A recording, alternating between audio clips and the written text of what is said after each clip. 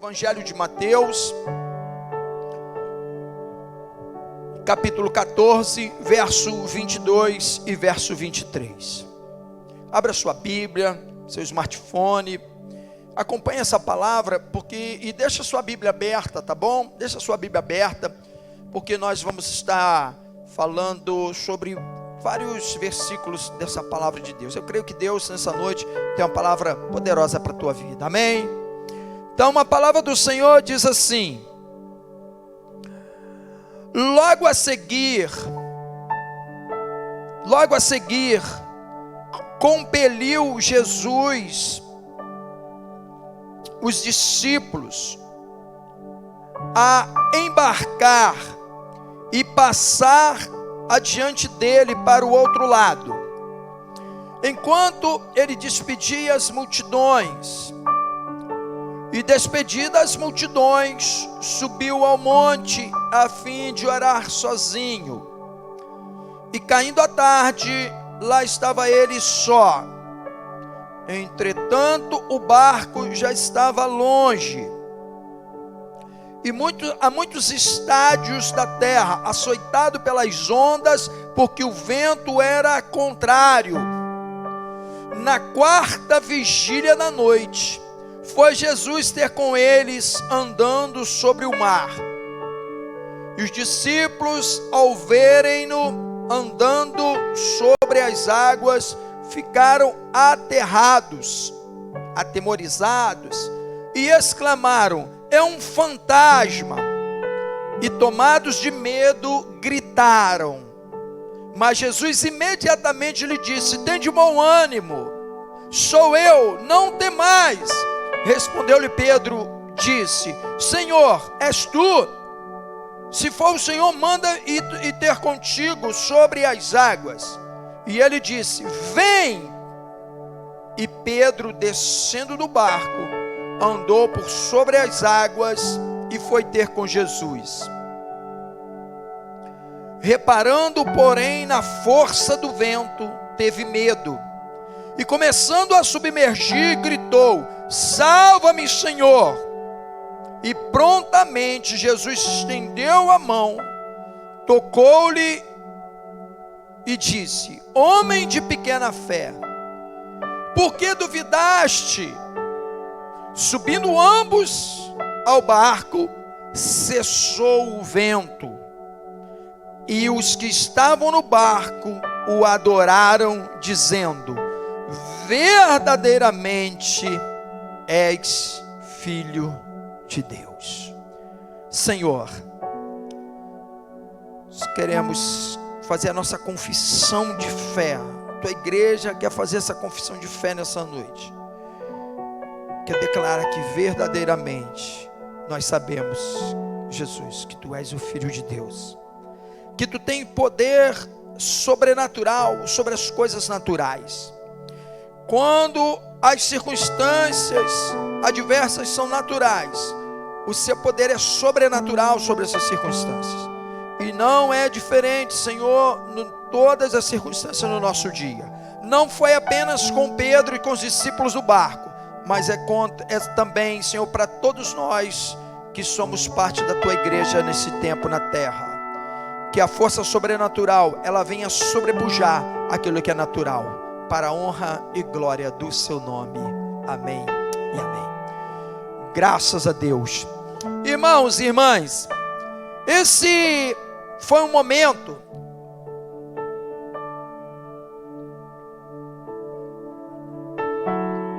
o contexto que essa palavra relata foi talvez um dos momentos mais estressantes, mais dramático, angustiante que Jesus Cristo viveu.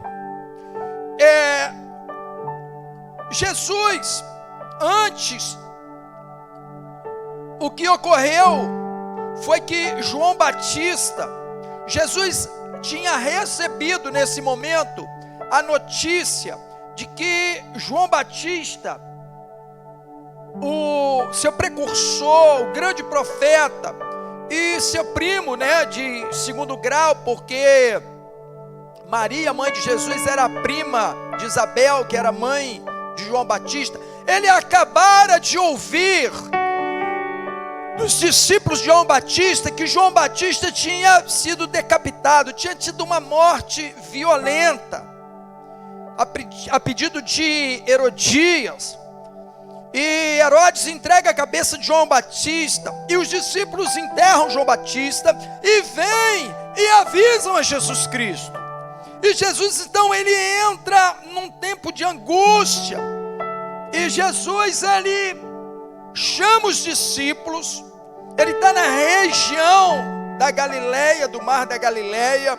Jesus recebe essa notícia, entristece seu coração, então Jesus chama os discípulos, e ele entra no barco com seus discípulos, e ele atravessa o mar da Galileia, porque ele precisava descansar, ele queria uma tranquilidade, ele queria um alento. E ele também, os outros evangelhos dizem que eles não comiam, então ele estava com fome. Então Jesus atravessa com seus discípulos, mas a multidão era grande, havia uma grande multidão acompanhando Jesus. E quando a multidão vê que o barco está atravessando, a multidão ela circunda. E quando Jesus chega do outro lado, talvez em Betsaida, que ele está em Genezaré, e ele vai para Betsaida. Quando ele chega lá, em Cafarnaum, quando ele chega lá, a multidão já está lá. Jesus quer descansar, Jesus está com a cabeça,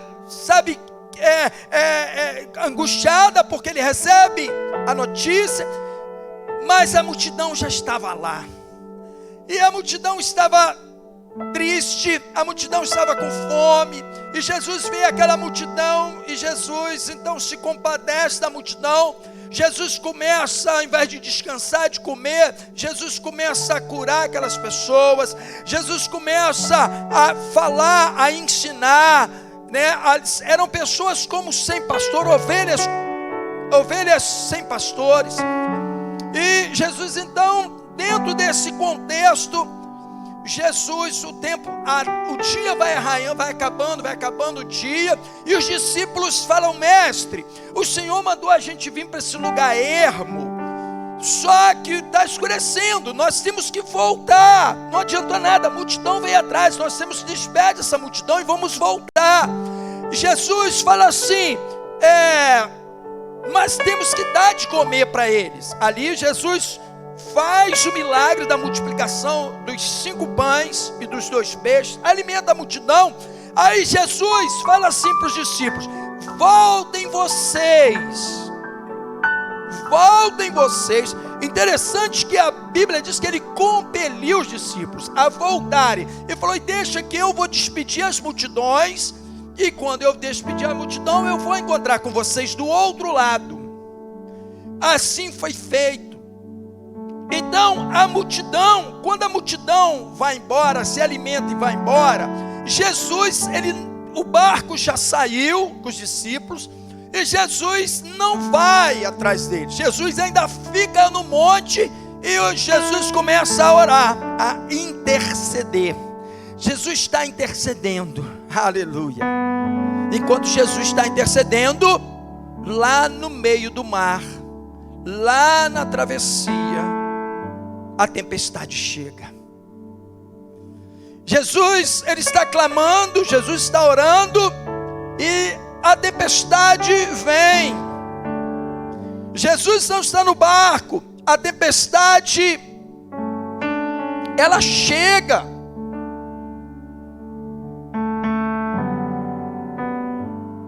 Interessante que a tempestade chega, e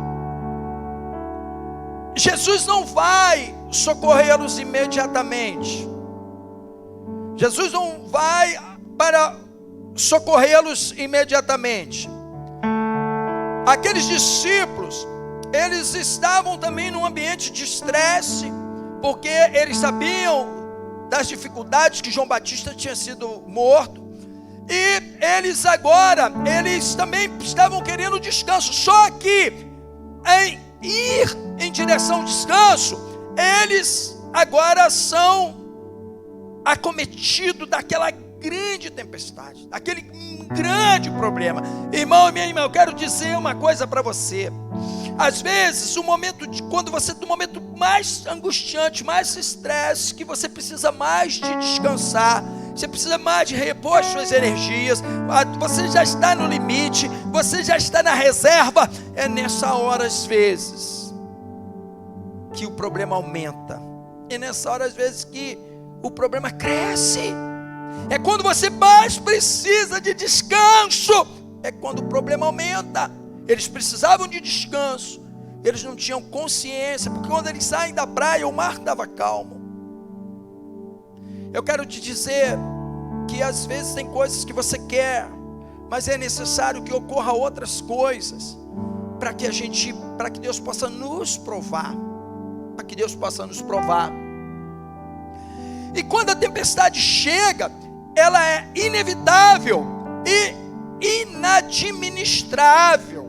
Aquele ambiente não dava para administrar. Eles conheciam o mar, mas aquele momento não dava para administrar. O mar, a ventania era muito forte, o mar estava muito agitado, o vento estava fora do controle.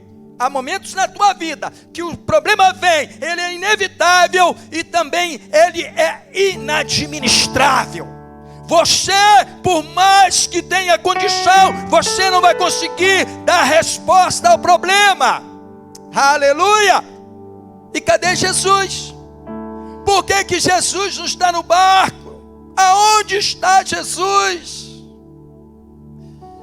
Aleluia! Interessante que a gente vê que no verso 22, ele usa o verbo, logo a seguir, compeliu Jesus. Esse verbo compelir não significa, sabe o que? Jesus não os convidou para ir, Jesus não os orientou a atravessar, Jesus não os deu a possibilidade de ir para o outro lado ou não. Compelir significa que era uma ordem. Compelir significa que eles não tinham como dizer não. O verbo compelir significa ordenar, obrigar. Eles foram obrigados a atravessar. E aí, você pensa comigo, peraí, eu sou obrigado a fazer alguma coisa debaixo de uma palavra de Deus. Jesus me manda fazer alguma coisa, eu estou fazendo certinho. E aí vem a tempestade, e aí vem aquilo que eu não tenho condição. Como que Jesus pode me mandar fazer alguma coisa e sobrevém problemas que eu não consigo administrar? Sabe, há coisas que a gente até entende. Por exemplo, Jonas, ele tinha uma ordem de Deus, mas ele não foi obediente. Quando você não está obediente, você sofre os problemas, mas é por conta da desobediência. Deus fala assim para Jonas: Jonas, vai para Nínive. É para Nínive que você vai. E Jonas faz o quê? Jonas vai para uma cidade portuária chamada Jope. E de Jope ele quer ir para Tarsis. Aí sobrevém a tempestade, mas ali Jonas estava debaixo de quê? De uma desobediência. Não era o caso aqui. Aqui os discípulos estão no meio da tempestade, mas a palavra era de Jesus para eles irem por ali. O retorno para casa seria tranquilo. Como entender que você está cumprindo uma ordem de Jesus e vai se deparar com essa tempestade? E a expectativa então agora no meio da tempestade é uma só. A expectativa daqueles discípulos é o quê? Jesus vai chegar. A expectativa deles é dizer: Jesus tem que chegar agora. Jesus, eu creio que eles começaram a clamar, a gritar. Eles sabiam que Jesus não estava tão longe, e eles começam a pedir, a gritar ali. E é interessante que isso ocorre no meio da noite, está tudo escuro, não havia luz, não havia iluminação, e no meio da noite, eles não sabem o que fazer. Sabe, às vezes na nossa vida é no meio dos problemas, na escuridão, é quando não há luz que os problemas vêm, e você e eu não sabemos o que fazer, e o pior ainda, a solução ela não chega, ou a solução demora a chegar. Aleluia. O que eles mais queriam era que Jesus chegasse. O que eles mais queriam era falar: Jesus, o Senhor estava lá, nós estamos aqui, cadê você?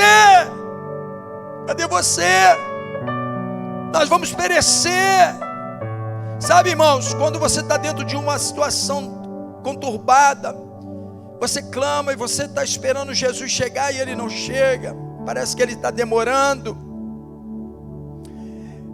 Eu quero te dizer que às vezes, você e eu, nós, muitas vezes, sofremos mais com a demora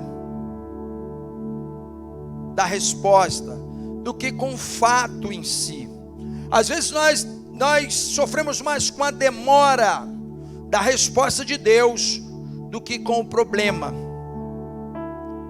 O salmista, em várias vezes, o salmista dizia assim: Senhor, Senhor, até quando, Senhor? Sabe, na nossa, a gente tem essa mania de achar que a gente clamou e Jesus vai vir logo em nosso alcance. Marta, irmã de Lázaro, a mesma coisa. Quando Jesus chega na aldeia de Betânia, Marta vem correndo e diz: Mestre, por que o Senhor demorou tanto? Se o Senhor estivesse aqui, o meu irmão não estaria morto. Sabe, irmãos, o problema às vezes não é a situação, mas é aquilo que você acha que está demorando a ter a solução. Outra cena era à noite, estava tudo escuro, eles estavam desesperados. A única coisa naquele ambiente que eles ouviam era o barulho do vento, o barulho do mar e a solidão que os cercava. Desesperado, naquele momento trágico, eles não escutam nada, estão perto da morte, e o silêncio de Deus, o silêncio de Jesus, e eles estão achando que vão perecer,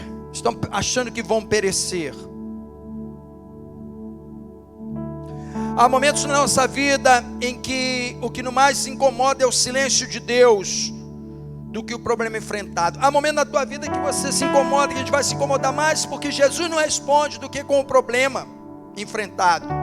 O que Jesus estava fazendo? Jesus estava dormindo? Não. Jesus estava onde? Nesse momento em que eles estavam passando por esse vendaval, Jesus estava no monte orando, intercedendo por eles. Jesus estava intercedendo por eles. Sabe de uma coisa? Quando você está dentro de um problema sério, Jesus sempre vai estar intercedendo por você. E algumas lições, eu quero ser breve em algumas lições. A primeira lição que nós podemos tirar disso aqui é a seguinte: Jesus sempre virá ao seu encontro. Jesus sempre virá ao meu encontro. Só que o Kairos de Deus não é o cronos seu.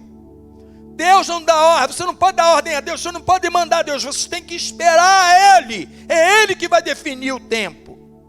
Lá no versículo 25, diz que na quarta vigília da noite, Jesus foi ter com ele. Sabe, interessante, você que conhece, sabe que a Bíblia relata que para os judeus a noite era dividida em 4 vigílias, de 6 às 9, de 9 à meia-noite, de meia-noite às 3 e a última vigília era de 3 às 6. Jesus vem em quê? Na quarta vigília. Jesus só vem no final, quando já não há mais solução, quando a expectativa já era toda já tinha toda acabada. Eu quero te dizer que às vezes Jesus vai deixar para o final. Ele virá em seu encontro quando as suas capacidades, elas não tiverem mais aonde se segurar. Aleluia! Na quarta vigília da noite, Ele vem. Quando acabar a sua esperança, aí Ele vem e age milagrosamente. Cara, Jesus, é a primeira vez que Jesus ele anda sobre as águas. Jesus podia ter vindo com barco, Jesus podia ter vindo, sei lá, até andando por cima da montanha. Não, Jesus vem andando. Eu quero te dizer que quando Jesus vem ao seu encontro, Ele vem de forma milagrosa, sobrenatural. Ele vem ao seu encontro de forma sobrenatural. Verdadeiramente, Ele estava pisando sobre os problemas dos discípulos. Literalmente, Ele anda sobre os problemas que afetam os seus discípulos. Eu quero te dizer, Jesus, Ele anda sobre os seus problemas. Sobre os seus problemas. Jesus então chega, e Ele vem de uma forma com que ninguém esperava. Às vezes nós esperamos que Jesus ele venha de uma maneira. Você fica esperando, Deus, mas tu vai agir desse jeito, desse outro. Não, olha que coisa interessante. Quando a mesma coisa aconteceu com Naamã, com aquele homem que foi com a lepra buscar Naamã, o chefe da guarda lá que veio pedir Naamã a cura. Ele já tinha na cabeça, como já era um general, e ele achou assim: vou chegar lá, Naamã vai vir ao meu encontro, vai pegar o óleo, vai ungir a minha cabeça, vai orar por mim, vai repreender essa lepra. Sabe, a gente acha que Deus vai agir de um jeito, mas Jesus, Ele sempre nos surpreende. Assim, e a gente não gosta, porque a gente acha que Deus vai agir de uma maneira e Ele age outra. Quando aquele homem chega e Naamã olha da sua varanda e diz assim: olha, se banha 7 vezes no Jordão e fica curado e vai embora. O homem se chateou. Sabe, a gente às vezes quer que Deus faça do jeito que a gente acha que a gente está pensando que Ele vai fazer, e nem sempre Jesus ele vai agir assim. Deus faz o caminho no meio da tormenta. Deus ele faz o caminho dele no meio da tormenta. Aquilo que mais te amedronta é aquilo que vai ficar debaixo dos pés de Jesus. No verso 26 e no verso 27 diz assim: e os discípulos, ao verem andando sobre as águas, ficaram aterrados, exclamaram: é um fantasma. Jesus anda sobre o mar, e é algo único. Interessante que quando eles veem Jesus, aquela sombra no meio da escuridão, sim, havia um misticismo na época, e eles achavam: é um fantasma. Irmãos, a gente às vezes fala de Paulo, mas Paulo tem uma fé tremenda, e ele diz assim,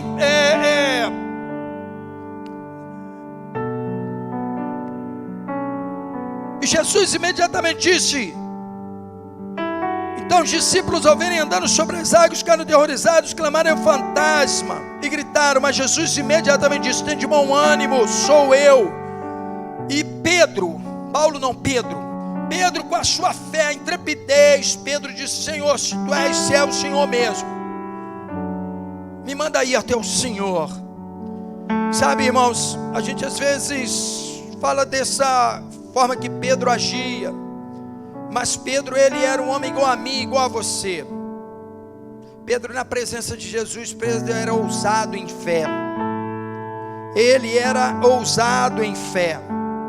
Pedro, Jesus então fala: Pedro, você quer vir? Vem, pode vir. E Pedro vai, e esse relato da tempestade, Jesus está com os discípulos. No primeiro relato também, Jesus fala a mesma coisa, que eles tinham pouca fé, que a fé deles, aonde, irmãos, a fé, o medo é a ausência de fé. Quando Pedro está com fé, ele anda sobre as águas. Quando Pedro está com medo, ele afunda. Então, o medo, ele é a ausência da fé. Quando você está com medo, você afunda. A sua fé é que te mantém de pé. É a sua fé que vai te manter firme. E ele acalma o vento, ele acalma o mar.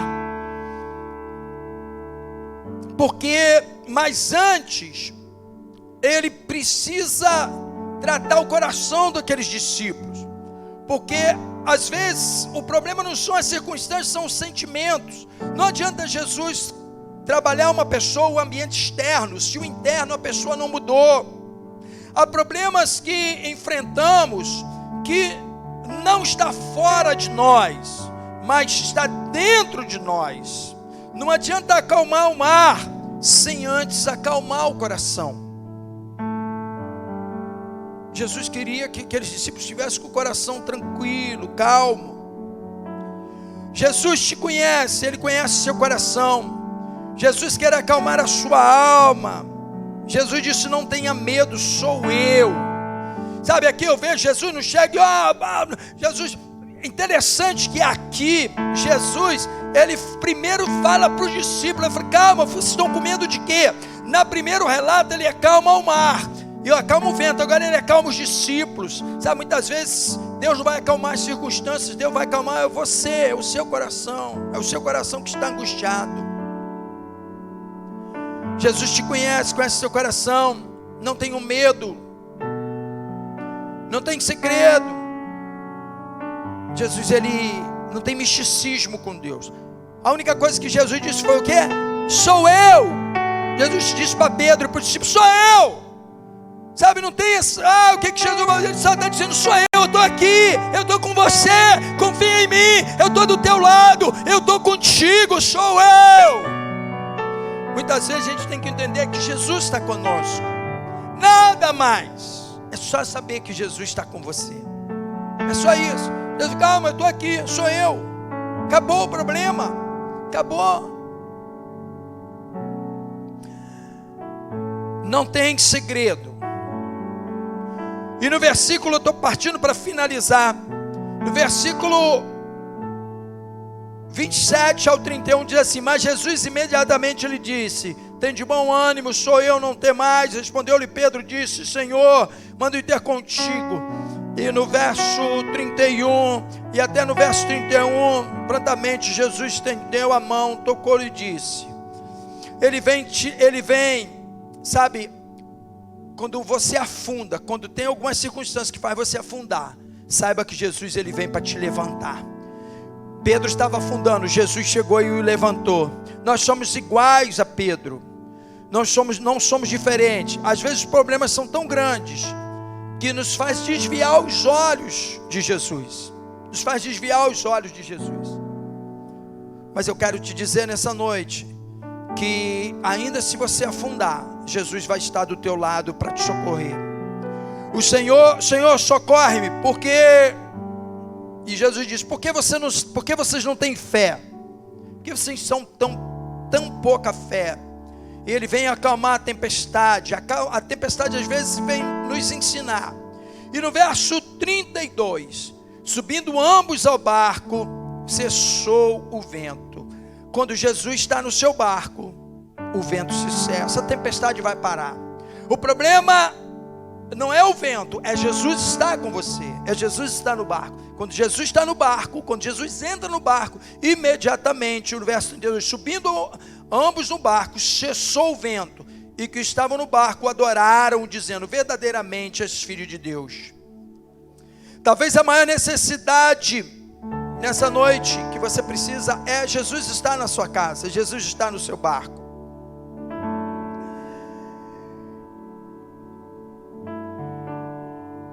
E para finalizar, irmão,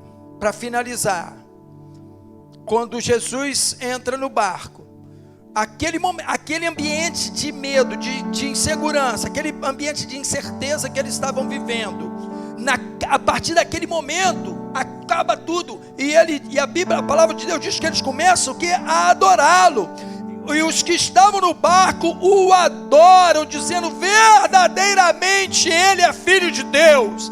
Sabe, é estranho que de um segundo para o outro, um momento de tanta tribulação, eles começam a adorar. Do medo, da incerteza, da insegurança, da angústia, agora passa a adorar. Aleluia. Agora eles passam a adorá-lo. Oh Jesus, verdadeiramente tu és o Filho de Deus. Verdadeiramente tu és o Filho de Deus. Eles o adoram. Do desespero, do medo, da aflição, eles chegam à adoração. Eu quero te dizer, meu irmão e meu irmão, nessa noite, Jesus, ele quer acalmar essa tempestade, mas primeiramente ele quer acalmar também o seu coração. Ele está vindo ao seu encontro, ele está vindo, ele não está dormindo, muito pelo contrário, ele está intercedendo ao Pai, pela minha vida, pela sua vida. Talvez o que você esteja precisando nessa noite é botar Jesus na sua casa, é botar Jesus no seu barco, é você deixar de olhar as circunstâncias e ver a solução, é você deixar de olhar os problemas e olhar para Ele, que é aquele que pode mudar as suas circunstâncias. Eu quero te convidar a adorar o Senhor nessa noite. Eu quero te convidar a fechar seus olhos agora e vamos adorar Ele. Entrega a tua vida a Jesus, entrega o seu coração, entre no barco agora.